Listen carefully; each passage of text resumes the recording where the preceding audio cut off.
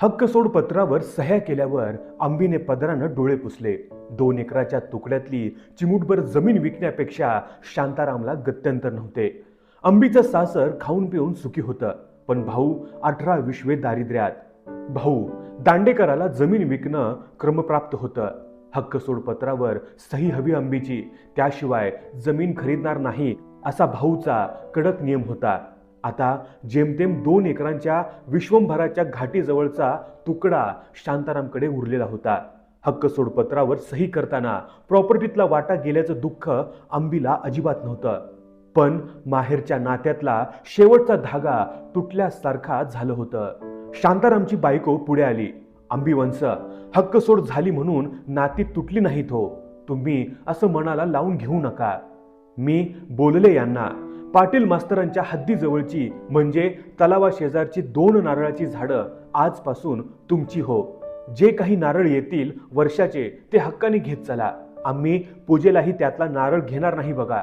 शिवाय वाडी शेती तुमच्या भावाचीच आहे, कधीही या, पिकेल त्यातली मुठभर सुपारी आणि पायली 2 पायली भात मला जड नाही हो। आंबीने डोळे पुसले आणि पुढची बरीच वर्ष आंबी त्या 2 नारळांचे नारळ घेत गेली। परिस्थिती पालटली। आंबीच्या भरल्या घराला दृष्ट लागली। सासरीही टिचभर जमीन उरली। भक्कम सासऱ्या पाठोपाठ करता सरवता नवराही गेला। पदरी 2 मुली घेऊन आंबी खटपटीनं संसार करत होती। शांतारामानं त्या 2 नारळाच्या नारळांना कधी हातही लावला नाही। वाडीतून मारत्या आला आणि हातात 4-5 नारळ दिसले की शांताराम विचारायचा, कुठले रे? मारत्या म्हणायचा, दादा, तलावाजवळचे जुळे भाऊ नारळ बाणवाली, पाटील मास्तराच्या वहीजवळचे खाली पडलेले। मग शांताराम म्हणे, रांडेच्या ते बहिणीला दिलेत मी। असाच उलट पावली अंबीकडे जा, तिला नारळ दे आणि म्हणावं कोती तयार झालीयत, पाडून घे म्हणावं। मग मारत्या तसाच 2 मैलावर अंबीकडे जाई। काळ पुढे सरकत होता। अंबी गेली।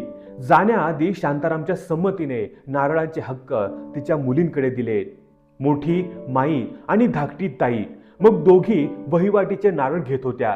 शांताराम भाच्यांसाठी आनंदी होता। ताई गेली तरी ऋणानुबंध घट्ट होते। नारळाचं निमित्त होतं, मध्ये बरीच घटनांची मांदियाळी घडली। ताई आणि माई शहरात गेल्या, शांताराम गेला। मुलगा वाडी बघू लागला आणि वादळात उरलेल्या 25 नारळांसोबत हे दोघे नारळही गेले।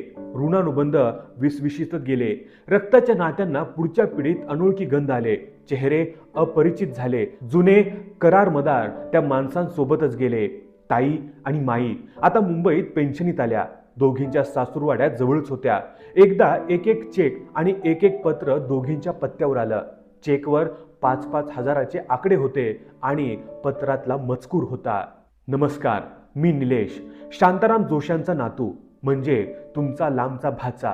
बाबांना आजोबांच्या पश्चात वाडी शेती जमली नाही, ते आता मी करतो आहे। आपली जुनी वाडी आता मी गेली काही वर्ष नव्याने डेव्हलप केली आहे।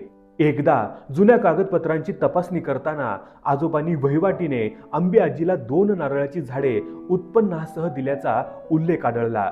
काही वर्ष ती वहिवाट सुरू होती। आज आंबीने नारळ उतरवले। आप्पा पाटलांनी नारळांचे रोख 34 रुपये दिले वगैरे उल्लेख आजोबांच्या जुन्या वहीत होते। नंतर वादळाने झाडं भुई सपाट झाली आणि परंपरा बंद झाली। नाती गोती दुरावली। आपलाही परिचय नाही, म्हणून मीच माझ्या बुद्धीने नवीन वाडीतील 2 खास कलमी नारळांची झाडे उत्पन्नासह तुम्हाला देत आहे।